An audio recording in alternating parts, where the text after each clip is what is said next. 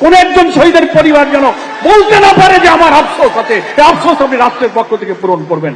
সর্বকনিষ্ঠ শহীদ জাবের ইব্রাহিম বলুন, আনাস বলুন, মেহেদি হাসান বলুন, আর ওদিকে মুগ্ধ আবু সাইদ বলুন, সহস্রাধিক জীবন, 20-30 হাজার মানুষের ক্ষত বিক্ষত রক্তাক্ত অশ্রুসিক্ত মানুষের এখনো যে কান্না, এক একজনের শরীরে শত শত বুলেট স্প্রিন্টার নিয়ে তাদের ঘুম হয় না, রাতে যে কান্নাকাটি করে, এসব মানুষের আকাঙ্ক্ষা কিন্তু মন্ত্রী হওয়া, এমপি হওয়া, দুনিয়ার কোন সুযোগ সুবিধা, রাষ্ট্রীয় প্রিভিলেজ নেওয়া, এজন্য তারা রাজপথ কিন্তু জীবনবাজি করে নামে নাই। মৃত্যু ভয়হীন এক অকুত ভয় যোদ্ধা হিসেবে তারা নেমেছে। শহীদ জাবেরের মা যখন বলে, 6 বছরের শিশু মাকে বলেছে, মা আমাকে হেলমেট পরিয়ে দাও, আমি যুদ্ধে যাব। শেখ হাসিনার নিষ্ঠুরতা, বর্বরতা, অত্যাচার, নির্যাতন, ভয়াবহ দৃশ্য দেখে শিশুদের মনের মধ্যে দ্রোহ সৃষ্টি হয়েছিল বলে তারাও রাজপথে 5 জুলাই ওই গণভবনের বাংলাদেশের সমস্ত প্রবেশ পথ দিয়ে রাজধানীতে কোটি কোটি মানুষ যখন মিছিলে যাচ্ছিল, ওইসব শিশুরা সেই মিছিলে সামিল হয়ে সেখানেই তারা জীবন দান করেছে। তার অর্থ এই ছিল না যে তারা পৃথিবীর কোন সুযোগ সুবিধার জন্য এসেছিল, এটা ছিল মানুষের মুক্তি, দেশের কল্যাণ, অন্যায়, অসত্য, অবিচারের বিরুদ্ধে বিবেকের মধ্যে জেগে ওঠা দ্রোহ। সেই দ্রোহই আমাদের সন্তানদেরকে এই বিপ্লবের জন্য রাজপথে নামিয়েছে। আমার আজকে আবেদন থাকবে মহামান্য রাষ্ট্রপতির উপরে। এই কারণে আলাদাভাবে আমি বলছি যে সরকার এবং রাষ্ট্র, বাংলাদেশের সংবিধান অনুযায়ী দুটো সেপারেট এন্টিটি আছে। অনেক সময়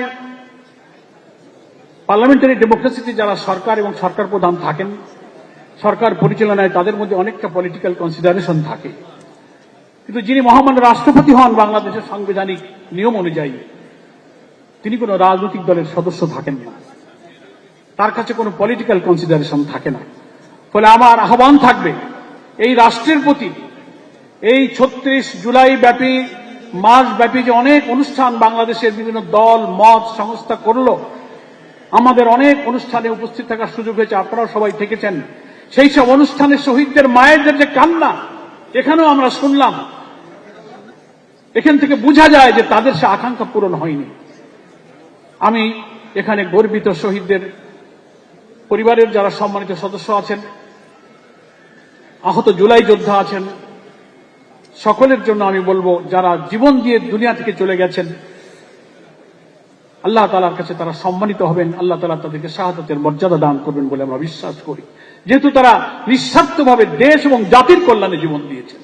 আর যারা আহত হয়েছেন, অসুস্থ হয়ে আছেন, আমরা তাদের জন্য দোয়া করি, আল্লাহ তাআলা তাদেরকে সুস্থতা দান করে একটা বৈষম্যহীন রাষ্ট্র বিনির্মাণে তাদের এই সংগ্রামের সুফল যেন তারা চোখে দেখে যেতে পারেন, আমরা তাদের জন্য দোয়া করি।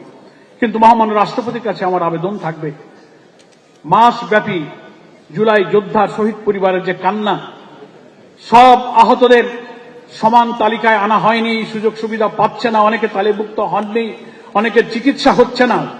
একটা বাংলাদেশের মতো রাষ্ট্রের পক্ষে এই কয়েকজন শহীদের সুচিকিৎসা, পুনর্বাসন কোনো অসম্ভব ব্যাপার নয়।